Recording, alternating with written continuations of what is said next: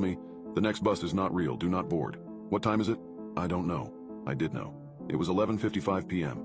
I lose motivation to talk properly when I'm tired, although this was definitely an overreaction. At most, it would have taken an extra second to tell him the time, but I wasn't really thinking. I just wanted to get home, ignoring all social interactions. I didn't even look up to see this man's face. He left without saying anything, limping as he walked, leaving me alone at the bus stop, waiting for the final departure of the night.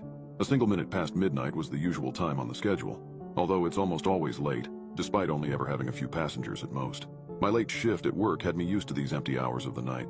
This specific part of town lacked nightlife entertainment, leaving little reason to be out after dark. The shops were long closed, waiting for the bustling environment of the next morning. Until then, they remained silent. Some had their lights on all night long, spilling echoes of life into an otherwise inactive street. If the rapture occurred with me at this bus stop, it would take a long while for that news to reach me as I simply continue waiting for an ever later, never arriving bus.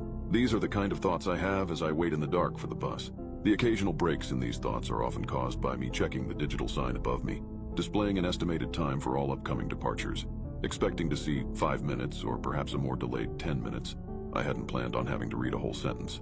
So as I finished checking the sign, only then did my mind realize that it had not even seen a number. I had checked the sign but did not comprehend the content.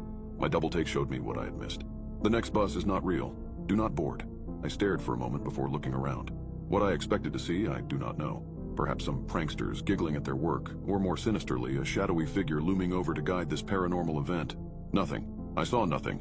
The same street I had become familiar with had nothing new. It remained empty, with me as its only sign of life. So I waited. It was 11:59 p.m. by this point, so only 2 more minutes remained.